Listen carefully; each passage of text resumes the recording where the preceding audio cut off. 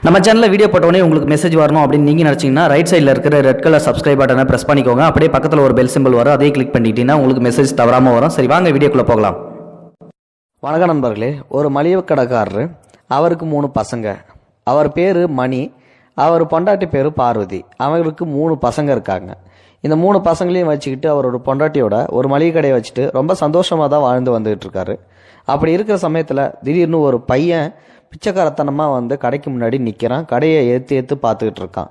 என்னடா அது திடீர்னு கடைக்கு முன்னாடி பார்த்துக்கிட்டு இருக்கானே, பார்க்கறதுக்கு ரொம்ப பாவமாக இருக்கானே, என்னன்னு சொல்லிட்டு விசாரிக்கலாம் அப்படின்ட்டு, இந்தாப்பா காசு அப்படின்னு சொல்லிட்டு காசை கொடுக்குறாரு.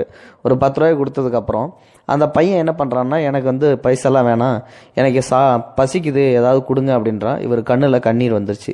சரி அப்படின்னு சொல்லிட்டு ரவுண்டாக ஒரு பன்னு ஒன்று இருக்குது, அதை எடுத்து கொடுத்துட்டு, இந்தாப்பா இங்கே உட்காந்து சாப்பிடு அப்படின்னு சொல்லிட்டு சாப்பிட்றான். அந்த பண்ணை டக்குன்னு உடனே சாப்பிட்றான். மறுபடியும் இன்னொரு பண்ணை எடுத்து கொடுத்துட்டு தண்ணி கொடுத்துட்டு, இந்தப்பா இதை தண்ணி குடி அப்படின்னு சொல்லிட்டு ஒரு கிளாஸில் தண்ணி குடிக்கும்போது அதை வாங்கி குடிச்சிட்டு, அதுக்கப்புறமா சரிங்கய்யா நான் போகிறேன், ரொம்ப நன்றி அப்படின்னு சொல்லிட்டு அந்த சின்ன பையன் சொல்கிறான். ஒரு 7 வயசு 8 வயசு இருக்கும் அந்த பையனுக்கு. அந்த பையன் பேர் பாபு. தம்பி உன் பேர் என்னன்னு சொல்லிட்டு கேட்குறாப்புல. என் பேர் பாபுங்கய்யான்றாப்புல. ஏன்பா உனக்கு அப்பா அம்மா யாரும் இல்லையா, ஏன் இப்படி இந்த நிலைமையில் இருக்கிற அப்படின்னு சொல்லி கேட்கும்போது, நான் பிறக்கும்போதே நான் எங்கள் அம்மாவை பார்த்ததில்ல, அப்பா இறந்து 7 நாள் தான் ஆச்சு. அப்புறம் இப்போ எங்கப்பா போகிற, ஏதாவது சொந்தக்காரங்க வீட்டுக்காச்சும் போறியா? இல்லைங்கய்யா, நான் ஏதாவது ஒரு இடத்துக்கு போய் எங்கேயாவது ஒரு வேலையை தேடிட்டு என்னோடய வாழ்க்கையை நான் அங்கேயே கழுவிக்கிறேன், வயிற்ற கழுவிக்கிறேன் அப்படின்னு சொல்லி சொல்கிறான். பார்க்கறதுக்கு ரொம்ப பாவமாக இருக்குது. அப்பா இறந்து 7 நாள் தான் ஆச்சு. அப்படிங்கும்போது அந்த மணிக்கு கண்ணே கலங்கிடுது. பாபு, நான் உன்னை என் கடையில் வச்சுக்கிறேன், நீ என் கூடயே வேலை செய்கிறியா அப்படின்னு சொல்லிட்டு கேட்குறாரு. எனக்கு 3 பசங்க, ஆனால் அவங்கெல்லாம் படிக்கிறாங்க, நீ என் கடையில் கூட ஹெல்ப் பண்ணு அப்படின்னு சொல்லிட்டு சொல்கிறாப்புல. உடனே அந்த பாபுவும் ஒத்துக்கிறாப்புல. சரி, நான் அப்பப்போ வெளியில் போவேன், அப்போ நீ தான் கடையெல்லாம் பார்த்துக்கிற மாதிரி இருக்கும். இப்போ நீ சின்ன பையங்கிறதால சமயத்துக்கு நான் உன் கூடவே இருக்கேன், கொஞ்சம் பெரிய நான் உடனே நீ நான் வெளில போகிறத அட்ஜஸ்ட் பண்ணிக்கணும் அப்படின்றாங்க. சரிங்கய்யா, நீங்கள் என்ன வேலை கொடுத்தாலும் நான் செய்கிறேன் அப்படின்றாங்க. நேராக அந்த பையனை கூட்டிகிட்டு போயிட்டு பொன்னாடி பார்வதி கிட்ட இன்ட்ரடியூஸ் பண்ணி வைக்கிறாப்புல. இவன் பேர் பாபு, சின்ன பையன், இவங்க அப்பா அம்மா யாருமே இல்லை, இறந்து போயிட்டாங்க. இனிமேட்டு நம்ம வீட்டில் தான் இருப்பான், நம்ம கூட தான் சாப்பாடு, நாளைக்கு காலைல இவங்களுக்கு சாப்பாடு ரெடி பண்ணி நம்ம மளிகை கடையில் தான் வேலை செய்வான் அப்படின்னு சொல்லிட்டு சொல்கிறாரு. சரிங்க அப்படின்னு சொல்லிட்டு, அதோட கூட இவனுக்கு சட்டை கிட்ட எதுவும் இல்லை, நம்ம 3வது பையனோட சட்டை இவனுக்கு செட் ஆகும், அவனோட சட்டை எடுத்து கொடுத்துரு அப்படின்றாங்க. சரின்னு சொல்லிட்டு சட்டையும் எடுத்து கொடுக்குறாங்க. இவனும் அதை வாங்கி போட்டுக்கிட்டு, நமக்கு தெய்வம் முதலாளி தான் அப்படின்னு சொல்லிட்டு கூர்மையாக வேலையை செய்ய ஆரம்பிக்கிறான். பயங்கரமாக அவன் பாட்டுக்கும் கூப்பிட்ட குரலுக்கு ஓடி வருவான். எந்த சொல் பேச்சும் கேட்காம அவன் பாட்டுக்கு ஊதாரித்தனமாக சுத்த மாட்டான். முதலாளி என்ன சொல்கிறாரோ அதை செஞ்சுக்கிட்டே இருப்பான். இப்படி செஞ்சுக்கிட்டே இருக்கும்போது பார்த்தீங்கன்னா அவனுக்கு திடீர்னு இந்த 1 மாதம் சம்பளம் முடிஞ்சிருது. 1 மாதம் முடிஞ்ச உடனே சம்பளம் முதலாளி, டேங்க வாடா, உனக்கு என்னிலிருந்து மாத சம்பளம் 300 ரூபா, இந்த வாங்கிக்க அப்படின்னு சொல்லிட்டு கொடுக்குறாரு. எனக்கு அந்த சம்பளம் வேணையா, எனக்கு வாழ்க்கையை நீங்கள் தான் கொடுத்துருக்கீங்க, நான் எனக்கு தேவைப்படுறப்போ எனக்கு பைசான்னு எப்போ கேட்குறனோ அப்போ மட்டும் கொடுங்கயா போதும் அப்படின்னு சொல்லிட்டு சொல்கிறான். அப்படியே ஒரு நாள் கடந்துருச்சு. கடந்து ஒரு 24 25 வயசில் அவன் இளைஞனாக வந்துடுறான். ஸோ அப்போ பார்த்தீங்கன்னா இத்தனை வருஷம் வரைக்கும் அவன் அந்த சம்பளத்தை வாங்கவே இல்லை. முதலாளி என்ன பண்ணுறாரு, அவனோட சம்பள காசை அப்படியே மாதம் மாதம் எடுத்து ஒதுக்கி வைக்கிறாரு, இவனுக்கு எப்போ தான் கொடுக்கணும் அப்படின்னு சொல்லிட்டு. இவனும் என்ன பண்ணுறான், திடீர்னு ஒரு நாள் முதலாளி கிட்ட போயிட்டு, ஐயா எனக்கு ஒரு ஆசை, நான் போயிட்டு சென்னைக்கு போயிட்டு வரேன் அப்படின்றாங்க. உடனே ஏன்டா இங்கே இருக்க வேண்டியதானடா, எதுக்கடா சென்னையெல்லாம் போகிறேன் அப்படிங்கும்போது, இல்லையா நான் இந்த விஜிபி கோல்டன் பீச்னு ஏதோ ஒன்று இருக்குதான், அதை போயிட்டு பார்த்து சுற்றிட்டு வரேன், எனக்கு பார்க்கணுன்னு ரொம்ப ஆசையாக இருக்குது அப்படின்னு ஒன்று. முதலாளி என்ன சொல்கிறாப்புல, உனக்கு இந்த இத்தனை வருஷத்தில் நீ இளைஞனாக வர்ற வரைக்கும் ஆசைன்னு சொல்லிட்டு எதுவுமே கேட்டதில்லை, நீ இப்போ கேட்டுட்ட, அதனால் உன்னோட ஆசையை நான் நிறைவேற்றி வைக்கின்றா, சரி நீ தாராளமாக போயிட்டு வாடான்னு சொல்கிறாரு. ஆனால் அரை மனசோட தான், அவனை அனுப்பி வைக்கிறதுக்கு விருப்பமே இல்லை. இருந்தாலும் உனக்கு எவ்வளோ பணம் வேணுமோ அதை கேளுப்பா நான் தரேன் அப்படின்றப்பல அவன் குறைஞ்ச அளவு போதுமான பணமும் வாங்கிட்டு நேராக மெட்ராஸ் போகிறான். ஸோ மெட்ராஸ் போனவர் பார்த்தீங்கன்னா ஒரு 3 நாள் ஆச்சு, 4 நாள் ஆச்சு, கிட்டத்தட்ட 1 வாரம் ஆச்சு. எந்த ஒரு மெசேஜும் இல்லை, திருப்பி அவன் ஃபோனுக்குன்னு எதுவும் பண்ணல, வீட்டுக்கும் வரவே இல்லை. ஸோ வராதால் இவருக்கு கடுப்பாகுது. என்னடா அது, கூப்பிட்ட குரலுக்கெல்லாம் பாபு பாபுன்னு சொல்லி கூப்பிட்டுக்கிட்டே இருந்தோமே, கடையில் வந்து ரொம்ப தங்கமாக வேலை பார்த்துட்டு இருந்தானே, இத்தனை வருஷமாக புள்ள மாதிரி வளர்த்துட்டு இருந்தோமே, போனவன் திருப்பி வந்துடுவான்னு சொல்லிட்டு நினச்சா இன்னி வரைக்குமே ஆளை காணுமே அப்படின்னு சொல்லிட்டு என்ன பண்ணுறாரு, கடையை சாத்திட்டு இவர் நேராக மெட்ராஸுக்கு போயிட்டு ஒரு வாரம் இவர் தேடி பார்க்குறாரு. ஆனால் அவன் வந்து கிடைக்கவே இல்லை.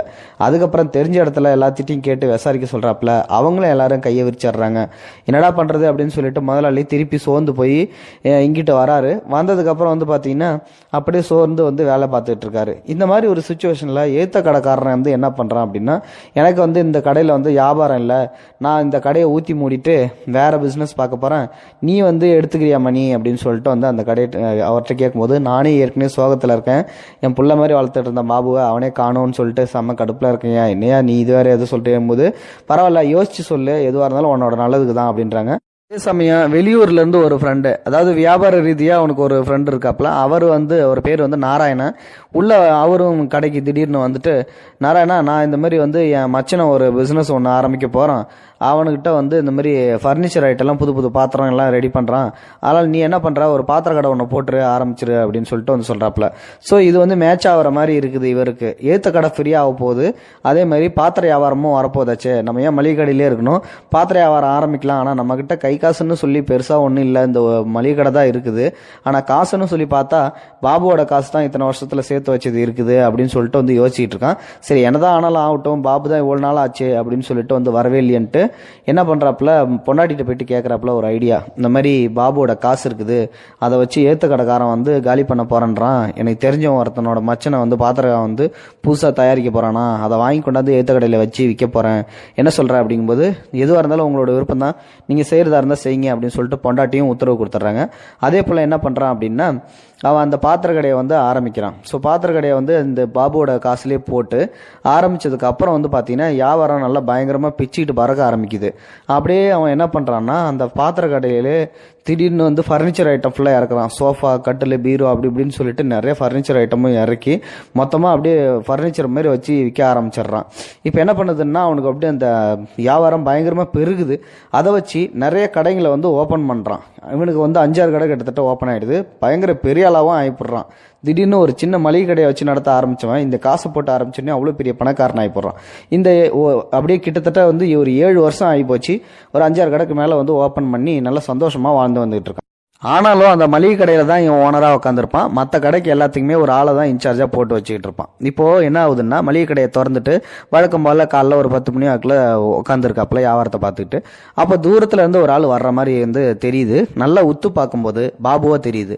உடனே இவருக்கு கண்ணில் கலங்கி, என்னடா அது நம்ம பாபுவா இப்படி வரான் அப்படின்னு சொல்லிட்டு உடனே கடையை விட்டு இறங்கி வெளில வந்து, பாபு என்னடா பண்ணுற, எப்படா இருக்கா அப்படி இப்படின்னு சொல்லிட்டு கட்டி தறியோ அழுகுறாப்புல. போங்க முதலாளி, நான் உங்களுக்கு துரோகம் பண்ணிட்டேன் அப்படின்னு சொல்லிட்டு வந்து சொல்கிறாப்புல. அப்போ தான் வந்து இவர் என்ன சொல்றாப்புல, ஏன்டா என்னடாச்சு, என்ன சொல்லு, மெட்ராஸுக்கு போனி ஏன் திருப்பி வரவே இல்லைங்கும்போது, இல்லை முதலாளி, ஒரு பொண்ணோட மானத்தை காப்பாற்றுறதுக்கு, அதாவது ஒருத்தன் ஒரு பொண்ணுகிட்ட தப்பாக நடக்க முயற்சி பண்ணா, அவனை வந்து நான் அந்த பொண்ணை காப்பாற்ற போகும்போது யதார்த்தமாக வந்து ஒரு சின்ன ஆக்சிடென்ட் ஆகிடுச்சு, அவன் வந்து இறந்து போயிட்டான், அதனால் என்ன குற்றவாளியாக ஆக்கிட்டாங்க, நான் தான் அந்த பையனை கொண்டுட்டு பொண்ணை கெடுத்த மாதிரி அப்படின்னு சொல்லிட்டு கேஸை வந்து இது பண்ணிட்டாங்க. அந்த பையன் பெரிய பணக்கார பையன், அதனால் என் மேலே கேஸ் விழுந்துருச்சு. இப்போ இத்தனை வருஷமாக நான் வந்து ஜெயிலில் தான் இருந்தேன் அப்படின்னு சொல்கிறாப்புல. என்னடா சொல்கிற, இப்படியாடா, நீ நல்லா வந்தாடா, எனக்கு தெரியும்டா அப்படிங்கும்போது, சரிங்கயா, இருந்தாலும் பரவாயில்ல, நான் வந்து உங்கள்கிட்ட சின்ன வயசில் எப்படி வேலைக்கு சேர்ந்தனோ இப்பயும் அதே மாதிரியே தான் இருக்கேன், ஆனால் வந்து எனக்கு இப்பவும் பசிக்குது, நீங்கள் இந்த தடவையும் சாப்பாடு போடுவீங்கன்னு நம்புறேங்கிறாங்க. இதே இதெல்லாம் நீ என்கிட்ட கேட்கணுமாடா, வாடா உள்ள அப்படின்னு சொல்லிட்டு இழுத்துட்டு போயிட்டு உடனே அவங்ககிட்ட திருப்பியும் வந்து சாப்பாடு கொடுக்குறப்பல நல்லா சாப்பிட்டுட்டு, ஐயா நான் கிளம்புறேன் ஏன் அப்படின்றாங்களா. டீ பாபு எங்கடா போகிற, ஏன்டா இந்த என்னை விட்டுட்டு நீ போகிறதுக்கு உனக்கு எப்படா மனசு வருது, இல்லையா நான் இல்லாதனால எப்படியும் உங்களை ஊரில் இருந்து தப்பாக பேசியிருப்பாங்க, நான் எங்கே போனாலும் ஜெயிலுக்கு போயிட்டு வந்தோம்னு சொல்லிட்டு என்ன வேலையும் தரமாட்டேன்றாங்க, இந்த ஊர்லேயும் வந்து மதிக்க மாட்டாங்க, உங்களோட பேரும் கெட்டு போயிடும், எதுக்கியா என்னால் வம்பு, நான் எத்தையாவது போயிட்டு என் காலத்தை மீதி இருக்கிற காலத்தை ஓட்டிக்கிறேன், அந்த ஜெயிலே வந்து என்னோட இளமையும் தோற்று போச்சு, இப்போ 5-7-8 வருஷமாக என்ன ஜெயிலே தான் கடந்தேன் அப்படின்னு சொல்லிட்டு செம்மையாக ஃபீல் பண்ணி அழுகுறப்பல. டேய் போடா போ, இந்த முதலாளி விட்டுட்டு உனக்கு போகிறதுக்கு எப்படா மனசு வந்துச்சு, நீ இப்படி செய்வேன்னு நான் கொஞ்சம் கூட எதிர்பார்க்கவே இல்லைடா அப்படின்னு சொல்லிட்டு என்னையா சொல்கிறீங்க, ஆமாண்டா உனக்காக நான் என்னென்ன பண்ணி வச்சுருக்கேன் தெரியுமா, அப்படியே போ அந்த எழுத்தாப்பில் இருக்கிற ஒரு ஃபர்னிச்சர் கடை, அந்த ஃபர்னிச்சர் கடையில் போய் உக்காந்துட்டு நீயே அந்த முதலாளி கல்லாப்பேட்டையில் உக்காந்து நீயே அந்த கடையை பார்த்துக்கடா அப்படின்னு சொல்லிட்டு கதையை திரும்பி பார்க்க சொல்கிறாப்புல. கடையை திரும்பி பார்த்தா பாபு ஃபர்னிச்சர்னு சொல்லிட்டு இருக்குது. அப்படியே இவனுக்கு செம்ம தூக்கி வாரி போடுது. என்ன முதலாளி சொல்கிறீங்க? ஆமாண்டா, இந்த வியாபாரத்தை வந்து நான் ஸ்டார்ட் பண்ணேன், ஆனால் அதில் உன்னோட பைசாவை தான் போட்டு ஸ்டார்ட் பண்ணேன். அதனால் அந்த பைசா எனக்கு சொந்தமானதே கிடையாது, இது எல்லாமே உனக்கு சொந்தமானது தான் அப்படின்னு சொல்லிட்டு வந்து சொல்கிறாப்புல. போய் குளிச்சுட்டு சாப்பிட்டுட்டு நல்லா ட்ரெஸ்ஸை போட்டுட்டு வந்து கடையில் உட்காந்து வியாபாரத்தை பார்க்குற, அதை விட்டுட்டு வேறு ஏதாவது பண்ணேன் அவ்வளோதான், என்னை கடங்காரனாக்கலான்னு பார்க்குறியா? நான் ஒரு காலமாக அதுக்கு அதிக அனுமதிக்கவே மாட்டேன். உன் காசு என்கிட்ட என்றைக்குமே இருக்கக்கூடாது, நீ என்றைக்குமே என் கூட தான்டா இருக்குன்னு சொல்லிட்டு அந்த முதலாளிகிட்ட சொல்லும்போது, அந்த பையன்கிட்ட சொல்லும்போது முதலாளி ஓடி வந்து கட்டி பிடிச்சி செம்மையாக கதறி செம்மையாக அழுகுறானா. உடனே வந்து முதலாளியும் நான் உன்னை விட்டுட்டு என்னால் இருக்க முடியாதுங்கும்போது, ஐயா நான் தப்பு பண்ணிட்டேயா, மன்னிச்சிருங்கயா, நான் உங்கள் கூடயே இருக்கிறேயா, ஆனாலும் இத்தனை சொத்தும் எனக்கு தேவையே இல்லையா, இதில் பாதி உங்களால் வந்தது தான், அதனால் நீங்களும் இதில் பார்ட்னர்ஷிப் எடுத்துக்கணும் அப்படின்னு சொல்கிறாங்களாம். இது இப்படியே வந்து ரெண்டு பேரும் கட்டி தழுவி வந்து அழுதுக்கிறாங்க. இது ஒரு பெரிய ஸ்டோரி, ஒரு சென்டிமெண்டல் ஸ்டோரி தான். இந்த ஸ்டோரி பற்றின கருத்துக்களை மறக்காமல் உங்களோட கமெண்ட் பாக்ஸில் சொல்லுங்கள். இந்த வீடியோ பிடிச்சிருந்தா லைக் பண்ணுங்கள், உங்கள் ஃப்ரெண்ட்ஸுங்களுக்கு ஷேர் பண்ணி விடுங்க. கூடவே நம்ம சேனலையும் சப்ஸ்கிரைப் பண்ணி விட்டுருங்க. தேங்க்யூ ஃபார் வாட்சிங். இது போன்ற செய்திகளை உடனுக்குடன் நீங்கள் தெரிந்து கொள்ள மறக்காமல் எங்களுடைய சேனலை சப்ஸ்கிரைப் செய்யவும், கூடவே பக்கத்தில் வரும் பெல் ஐக்கானையும் கிளிக் செய்யவும்.